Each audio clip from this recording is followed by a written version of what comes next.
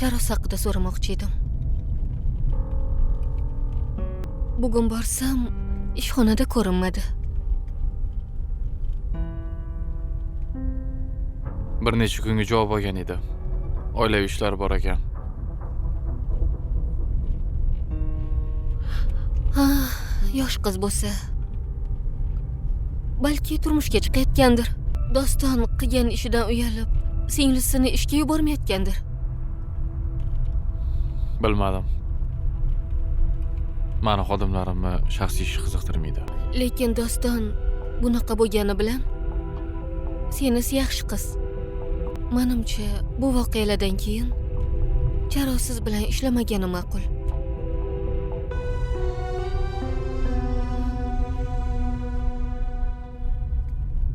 Menimcha, o'zingizga boshqa yordamchi topganingiz ma'qul.